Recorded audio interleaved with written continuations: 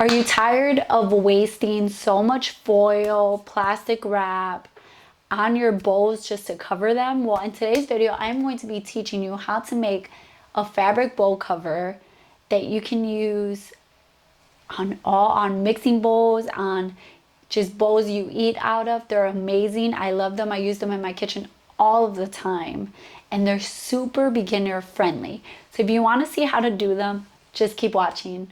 If you're new to my channel, my name is Leslie. My channel is all about sublimation and sewing. So if you're new to my channel, please consider subscribing, joining my YouTube family, and let's jump into this video. We're gonna start off by making our pattern pieces. You can do this straight on the fabric, but I want to be able to make more than one of these. So I'm going to take some butcher paper. You can take some parchment paper, wrapping paper, whatever you have to create your pattern. Then you want to take your bowl and you want to face it down onto your paper and you want to trace that. I'm just going to use a pencil and just trace the size of it.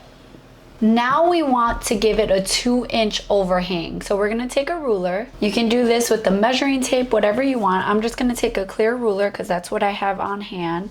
And I'm going to measure 2 inches from my circle, and I'm just gonna make a mark.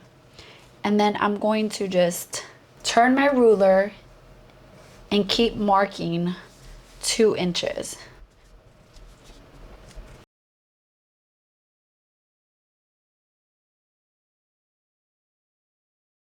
And you want to repeat that all the way around. Then you want to trace out a circle, and you can use something round to kind of help you, or you can just freehand it. Once you have traced your new circle, you want to cut that piece out. And this is your pattern piece. You want to grab your fabric, fold it in half, place your pattern piece down with some pattern weights, and cut it out. You want to take your 2 fabric pieces and you want to face them right sides together, and you want to clip or pin all the way around.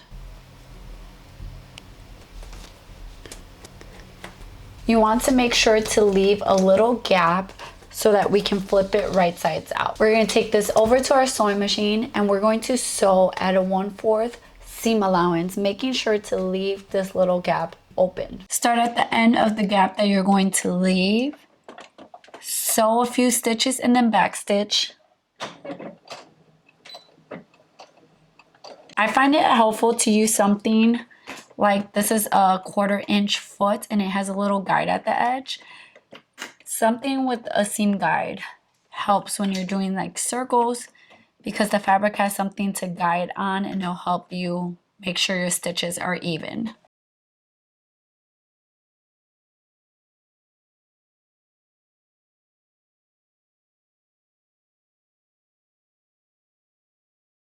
When you're coming to the end of the start of the gap you're going to leave, make sure to backstitch. And then cut your threads. Once you have sewn that, you can use something like pinking shears. You don't have to, but I'm going to use this to help it not fray, as well as to help the curves lay nicely. But you want to make sure that you're not using your pinking shears right here in the gap that you left there. So what I like to do is right by where my stitches start, that's where I'll go in. And then I'll just use my pinking shears all the way around. If you don't know what pinking shears are, they're just these scissors. They kind of mimic zigzags. And this just helps your fabric not fray, because we are using cotton and cotton does fray, but it also helps your corners lay nicely. Once you're getting close to the end of your stitches, you want to take your pinking shears and just kind of cut away from your fabric. So again, we're leaving fabric right there in that gap that we're going to use to turn it right side out. And the reason for that is if we were to clip that and we were to flip it right side out, we wouldn't have any fabric to fold over and close that gap very nicely. So now you want to take your fingers through that gap and you want to reach all the way to the other side of your bowl cover, and you want to start pulling your fabric gently through it.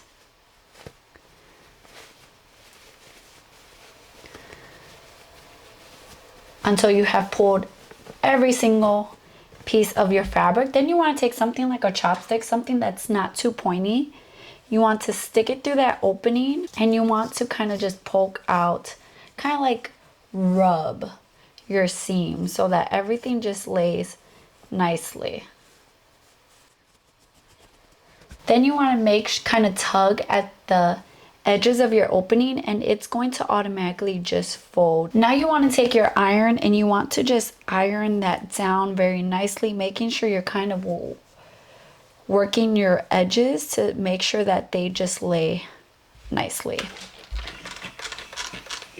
And you want to make sure that that gap is being closed while doing that. So now we're going to take our circle. We're going to sew 1/2 inch away from the edge, and this is going to help us create our casing for our elastic. And it's okay to sew over your opening because you're sewing at 1/2 inch, so you're still going to have some room to put your elastic in. Make sure to backstitch at the beginning and end.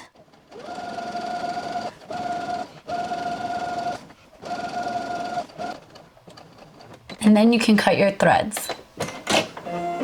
Now that you have top stitched at 1/2 inch around your bowl cover, you want to grab your bowl and your 1/4 inch elastic, and you want to measure around your bowl. And then you want to trim that down. You want to cut it at that length. You want to take your elastic, put a safety pin on one side so that you don't lose it, and mark with the marker on your elastic on the same side on both sides. And this is just going to help you know when you flip it that it's didn't flip and that's the side you should be overlapping on. Then you want to grab a bodkin or a safety pin. You want to place it on the opposite end. Then you want to place your bodkin or safety pin, whatever you're using, through the gap and start threading your elastic through there. You want to make sure you're paying attention that it doesn't flip. And you want to also pay attention to the other end and making sure that that doesn't get lost in the fabric. Once you have gotten your elastic through the other side, take out your bodkin. You can take out your safety pin from the other side. If your elastic has frayed, you can simply take a lighter and kind of just melt the edges there. Then you're going to take your elastic, and with your markings, you're going to overlap those. And then you're going to take this to your sewing machine and you're going to zigzag these pieces together. Using a pin to keep them in place till you bring it to the sewing machine is super helpful. Make sure to take it out before you start sewing. I'm just going to put my needle down, take out that pin, and then just use a zigzag to stitch it together.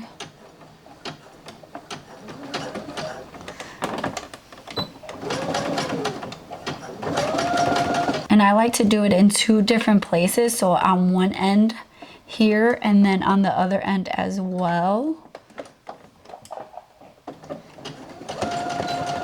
And then cut your threads. Once you have done that, you can pull your elastic through, and then you can top stitch your gap closed. You can do this by hand or you can do this on your sewing machine. Make sure that you're stretching your elastic as you're closing it so that your fabric will lay nice. Once you have closed your gap, you can kind of use your hands and even out your gathers all the way around. And now you have a perfectly fitted bowl cover. Look how cute that is. And because we did that casing, everything is nicely enclosed. It's just perfect.